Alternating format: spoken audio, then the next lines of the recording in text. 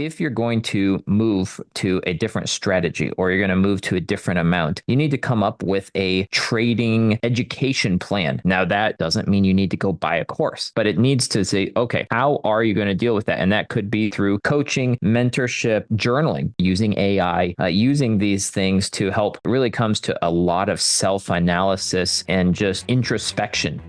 Hey everyone, welcome to the Anarchy Podcast. 99% of traders will never make consistent profits. So why listen to the 99% of advice? On this show, we're going to challenge some of the most hallowed and repeated tenets of trading, and in doing so, set you up to succeed where others fail. Spoiler alert, we don't have a secret strategy or magic wand that will let you skip out on the hard work of learning the markets, but we can debunk viewpoints that are holding you back. If that sounds good to you, come join us. Hey everybody, welcome to the Anarchy Podcast. This is the third time I'm trying this intro, so bear with me. Today, we're diving into the Peter Principle and how that relates to trading. If you don't know what that is Jordan will tell us all about it, but it's rising to the level of your incompetence. I think as traders, we're all experienced with the idea of taking 2 steps forward, 1 step back, or maybe 1 step forward, 2 steps back. Anytime you try to increase your risk, increase the amount of money you're playing with, you get worse. And so today we want to talk about it. How can you notice whether that is happening to you, how to push past that perhaps, and how that can relate to your trading journey and help push it forward. Jordan, how you doing? Oh, doing well, and kind of excited to kind of be going into this because it's taken me back to my roots. Like, I'm trying to record super early this morning because I moved to a new house here in Phuket. So living on a tropic island, nice. Living in a house that doesn't have an extra office, not nice because I have to wake up at the butt crack of dawn in order to be able to record before my kids wake up and start like screaming around the house. So it's early. I'm tired. But no, excited to be doing this because honestly, this episode kind of takes me to like my roots because I've got my MBA. I've been working from an operations management kind of thing for the past few years, mostly in healthcare, working in pharma and like mental health facilities. And there is this principle, the Peter Principle, right? That I have seen over and over again from a management perspective. And I was thinking about the other day, I was like, that really relates to trading. Again, the analogies, but we're going to try to keep this a little bit more abstract today. So a little bit about the Peter Principle. Well, the Peter Principle, the only reason it's called that is because the dude who came up with it and wrote the book in 1969, his name was Dr. Lawrence J. Peter. So he decided to call it the Peter Principle. Okay, well, hey, someday we're going to have to come up with something that we can call the Kennedy Principle or something. But essentially what this proposes is that in a hierarchical organization, so you have the CEO, and then you have the directors, and then you have the managers, and then everything else. Employees tend to rise to their level of incompetence, and what that means is that essentially he proposes and theorizes that eventually an entire organization will be filled with people that are incompetent at their jobs because everyone is promoted to the point where they then can no longer perform. So think of it as this way. You have a guy that you hire as the sales guy. He gets really good at sales. He gets promoted to manager. Well, just because you're a really good sales rep doesn't mean that you're a good manager because it's a completely different skill set. Or let's say you're really good at talking to people or following rules, and then you're made the like HR manager, quality control manager. Well, just because you're really good at talking to people or you're really good at following rules doesn't mean that you are going to be good at those specific rules. But that's normally the people in normal organizations. That's what Dr. Peter proposed, that those are normally the people that get promoted to these jobs. And thus people continue to get promoted until they reach a job where they suck at and they stop getting promoted. Well, that is the Peter principle in general. And yeah, I mean, I've seen that in my managerial roles. I was overseeing 7 countries. And in my pharmaceutical consulting role, I had 7 countries and offices that I oversaw. And yeah, it's very clear that people get promoted. And there's various ways from a business perspective that you can keep that from happening. The number one being providing training and coaching to the people that are promoted to make sure that they actually have the tools necessary to do their job or their new role effectively. And I figured, yeah, we can relate this to trading. So we're diving in. So how does the Peter principle relate to trading? Well, the fact is, as you mentioned in the in the intro, when we're trading, we will occasionally hit levels of incompetence. The biggest one you mentioned, I think, that we see is the the size that you're trading, right? Like your not your I wouldn't say your risk size, but more just your portfolio size, your account size, because there's a lot of people you would think that if you could trade 10K account, you could trade a 100K account. And that's just not the case. And I think you've seen that, right? Yeah. Yeah. It's like you step up, you try to trade, you think, oh, all right. I mean, I can trade this, I don't know, 10K prop firm. Maybe I'll try out for the 250. Like if I can do one, I can do the other. And it's just not true. Or hey, I can trade this prop firm money. And now I'm gonna trade my own money. I'm gonna be exact, it's gonna trade exactly the same. People get people get hit real hard with the truth on that, which is that, oh no, you just went up a step and now you're incompetent once more. Yeah, exactly. And so, I mean, I kind of want to discuss some of the signs of reaching incompetence in trading because I think there's a few areas where we kind of, if we're not careful, can hit incompetence and we don't really know why. So I think this actually can help identify some issues. So the first one I was thinking of was there's okay, first indicator that you've hit kind of this incompetence level for some reason is there's suddenly a decline in your trading performance. And I actually had this happen, right? Like I traded really well for 3 or 4 months. I was on a roll, just consistently making good money. And then suddenly something happened and I started I couldn't win to save my life. And that went on then for a period of a few months. And to me, that was an indicator, okay, something has happened. Now there was a couple factors to that, but the number one is I immediately recognized, okay, this is different. What's happening? Has the market changed? Does my strategy need to change?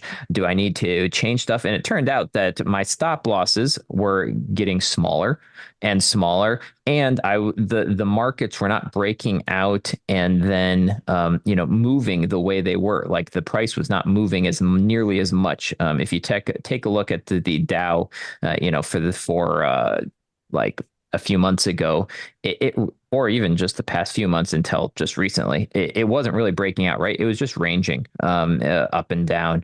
And that really, like that sudden change in the market kind of really threw me for a loop and changed my approach to how I had to approach trading because it just wasn't working for me. So that was kind of a sign to me that that change in performance, that decline in performance indicated, okay, I've reached incompetence for some reason in this current market. How do I change that? Yeah, it's a really good one. The one that immediately pops into my head that I can tell the second I can tell something I have reached a new level, like I've reached kind of a level of incompetence, is getting that fear. So I've traded long enough that I don't typically get fear normally. At least not like we all get nervous and we all, you want your trade to go your way and you don't want trade to go against you. But there is the second you start feeling like my heart rate actually spikes. I'm normally a fairly chill person. And so the second my heart rate spikes, it's like, whoa, whoa, why am I afraid here? Like there's actual fear. It's like you get that flight or fight response um, that you so often feel when you're stressed. And that's, I think, one that a lot of people would immediately recognize. It's really easy to tell when you're afraid. And that happens. So when you go to a higher account, this happened to me recently. Went to a higher account, started trading with more money, and all of a sudden, like it you something something switched, and all of a sudden, taking those trades on the 1 minute, which I typically do, were making me afraid. And so that's where you need to, for me, it made me step back and go, okay, do I need to either slow down, go to like a 5 minute or something like that, or do I need to really double down here and work on on my fear? Because nothing's changed. I mean, other than the amount, like the trading shouldn't change. And that's an immediate indicator for me when I've reached a new level of incompetence is, hey, am I feeling new levels of fear that I didn't experience before? Yeah, that's a great one. I actually have I have an Apple Watch because I actually have some weird like heart rate issues where my rate will just like suddenly spike occasionally, just randomly. Like if I'm out running, it'll go into SVT, and it just means it goes into the 200s. And so I wear a heart monitor all the time, right? So my Apple Watch, and I actually have it set up to give me high heart rate alerts. And this is actually maybe something you guys might want to kind of consider in your trading career because guess what? I have it set so that if my heart rate goes above a certain amount while I'm just sitting down, it's going to send me alert. Guess what? This was just a couple months ago. I was sitting down, getting ready to take a trade, and my watch goes off, beeping, giving me alert of my high heart rate. Well, that should be an indicator that maybe you shouldn't be taking that trade, or you need to reevaluate why you're taking that trade because your heart rate should. So that was a great one, Levi. And I just thought it kind of a little trick there. If you guys have an Apple Watch or a heart rate monitor, think of putting a little alert on there. And if your watch is going off alerting that you have a high heart rate, probably an indicator you shouldn't be taking that trade, and you need to kind of figure out, okay, why are you so nervous? What's going on that is causing this what would you say, this anxiety to take the trade. Yeah, it's a sign from your brain that something's, it doesn't even necessarily mean something's wrong. It just means something's different because it's weird, right? Because there would be times I would take trades with with like higher risk, right? Like you're trading with a bigger account, you're trading more money. And I would take a trade and I'd be fine. I wouldn't feel anything. And then trading the exact same thing. I always risk the exact same amount, and yeah, I would get this sudden spike, and that should and this is a good reminder to me. Like that should give you pause. Okay, well maybe it's not necessarily wrong, but what's different here? Something's different. Is it different that I'm trading a different amount of risk? No. Okay, well is the market then more volatile? That's what I found for me was when my heart rate was spiking, it was because I was trading in conditions that I typically didn't trade in. I was trading in really volatile conditions where the market's going way faster than my typical trade. And so my brain was going, hey, whoa, whoa, whoa, pause, slow down. The market's moving too fast. And again, not that you can't make money during volatile markets. There are people who trade for that, but I don't typically. And so that's a good reminder. It's a good a way to say sit and pause and go, okay, what's different here? Should I be moving forward and train myself to just deal with it? Like, or is this something that I'm getting a warning about and I'm seeing something I haven't seen before? Yeah, probably need to trust your brain, right? Because if your brain is sending those signals to you, you might have no idea why it's doing that, but your brain knows more than you do, right? Like as we've talked, that Yeah. implicit learning. So sometimes, listen to those brain, and even if you take the trade, maybe write that down in your journal, right? Like, okay, heart rate was going up or felt nervous, don't really know why, but then go back and look at what happens later, and kind of Yeah. try to identify, okay, why were you feeling that? And it might not be something that you know in the present, but if you jot it down, it's something that you can then try to learn from, in the future once you go back and look at your journals later. Yeah. Yeah. So is there any other signs you've kind of reached a level of incompetence and talking about just the ones we've already reached, like, what are the ways to get past those levels of incompetence? So you're the employee, you've been promoted, you were a great salesman, now you're a sales manager and you suck. How do you get better? right? How do you go from being that trader who was great at a $10,000 account and now sucks at a $100,000 account?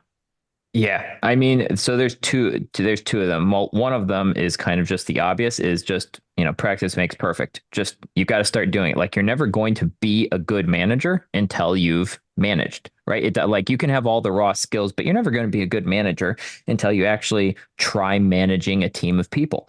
So the number one is just keep doing it, right? Like that's the easy answer. The second answer though is you need to have a structured, systematic approach to moving past that incompetence. So when I have people that I'm promoting to like a new position, or if they're not used to the work that they're going to be doing, I create a full onboarding, essentially onboarding schedule, and they have to do various tasks and learn various things and study up on things and create various policies, or kind of create a training plan for themselves to be able to learn kind of the necessary requirements for their position.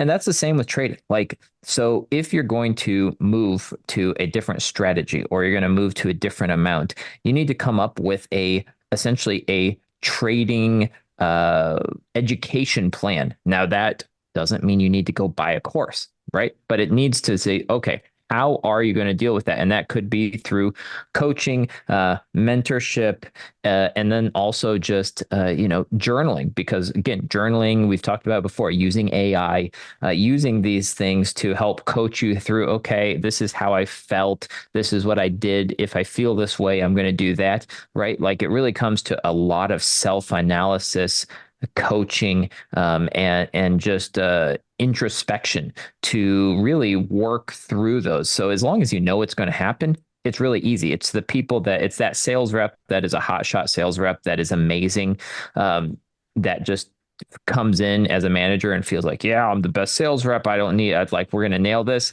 They're the ones that fail miserably, right? So as long as you know what you don't know, you'll be fine. You just have to put the steps and the time in order to make sure that you can educate yourself up to the point where you're no longer essentially incompetent.